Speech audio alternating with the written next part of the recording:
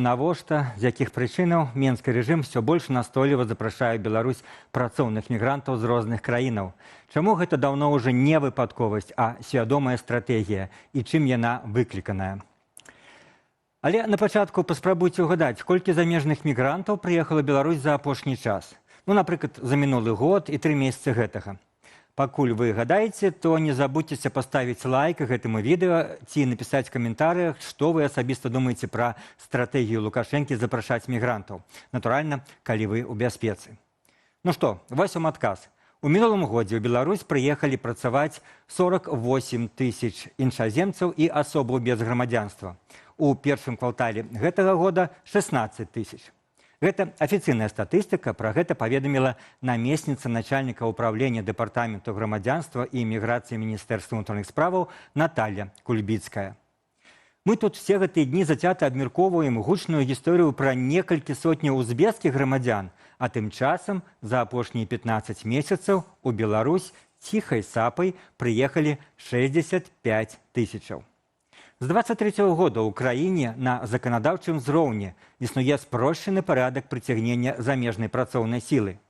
Наймальніку не трэба атрымліваць дазвол на працаўладкаванне іншаземца з пераліку дэфіцытных прафесіяў на рынку працы, які штогод зацвярджае Міністэрства працы і сацыяльнай абароны. Дэфіцытных гэта значыць тых, якія доўгі час не займаюцца грамадзянамі Беларусі. Як вынік, цяпер у Беларусі ва ўсіх сферах эканомікі занята больш за 35 тысячаў прыезджых за мяжы. І амаль 80% карыстаюцца спрошчаным парадкам працаўладкавання. На першым месцы з вялікім адрывам прадстаўнікі Туркменістану.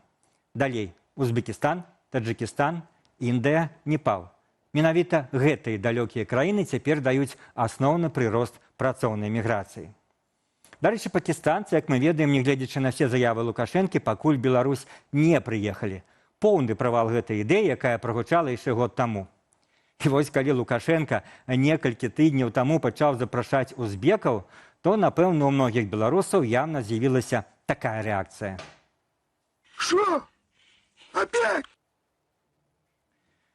Но цяпер давайте задумаемся, навошта ён ужо не першы раз гэтак настойліва кліча мігрантаў у Беларусь. Ва ўсіх краінах сэнс прыцягнення мігрантаў наступным прыблізна. Гэта танная працоўная сіла, яны працуюць за малы заробак там, дзе мясцовыя не хочуць. Аднак тыя $700, якія далі узбекам, плюс пражыванне і харчаванне, гэта агулам ніяк не менш за $1000.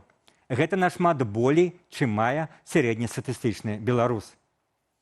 $700 з пражываннем і кармленнем – гэта недасягальная мара для многіх беларусаў на вёсцы, справядліва пішуць людзі ў каментарах. Сапраўды, гэта медыянны заробак у Беларусі, то бок палова беларусаў атрымлівае больш, палова менш гэтых самых $700. Але ў рэгіёнах і пагатоў на вёсцы гэта ўвогуле даволі рэдкая сума. Дарэчы, напішыце ў каментарах, зарабляеце вы $700 ці не, і наколькі гэта сёння рэальная лічба ў Беларусі. Дзякуй. І Лукашенко адразу адчуў, што народ абураны такімі прапановамі узбекам і пачал оправдываться. И если кто-то сюда готов приехать для того, чтобы получить большущие деньги, $5000 или еще что-то, тогда лучше в Россию. Там зарплата значительно выше. И они там могут устроиться и на нефтепромыслы, и еще на какие-то направлениях где-то работать и получить большущую зарплату. Як бачым, Лукашенко пачаў актыўна пераконваць, што ніхто узбекам вялікіх грошай не дасць. А сілавікі тым часам пачалі пагражаць рэпрэсіямі тым беларусам, якія актыўна і з'едліва абмяркоўвалі ў соцсетках, чаму простым узбекскім рабочым даюць грошы, якія большасць беларусаў правінцыі не бачаць. І, дарэчы, беларусаў турбуюць не толькі эканамічная несправядлівасць і занадта спрыяльнае стаўленне ўладаў да мігрантаў, але людзі занепакоеныя тым, што мігранты з усходніх краінаў маюць іншую культуру, іншае стаўленне да рэлігіі, да жанчынаў. Недавно всіх уразіла гісторыя, калі таксіст-мігрант пабіў сваю пасажырку ў Менску і, як мы ведаем, міністр внутренних справаў Кубракоў пачал абараняць менавіта таксіста. І тут мы падступаемся да адказу на тое галоўнае пытанне, якое задал на пачатку праграмы. Навошта ўлады Беларусі так актыўна запрашаюць мігрантаў, калі гэта эканамічна фактычна невыгадна?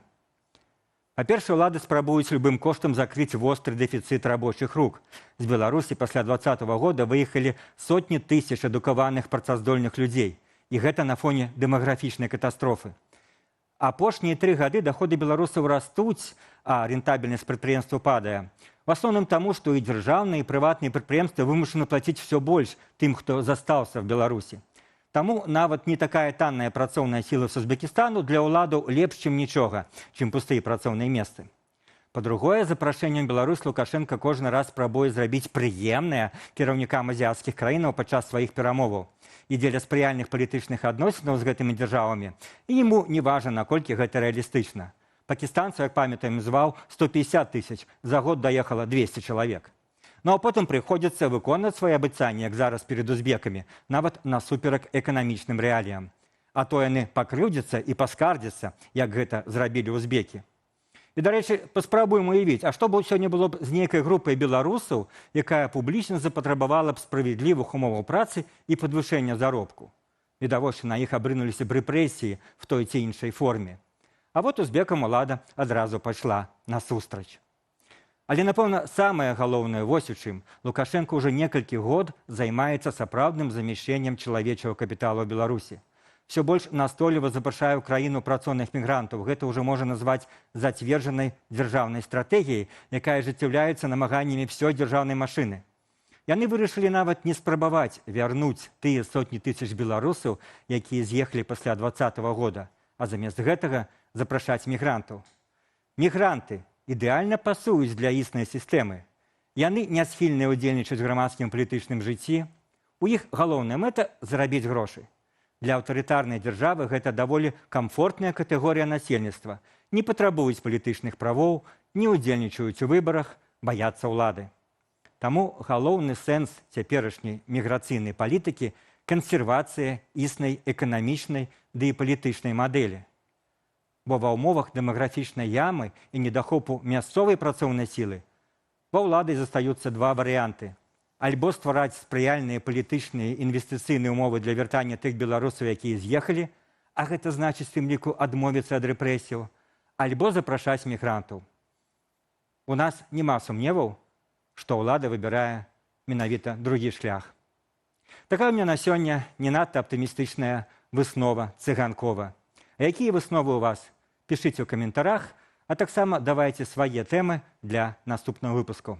Заставайцеся з Белсатам.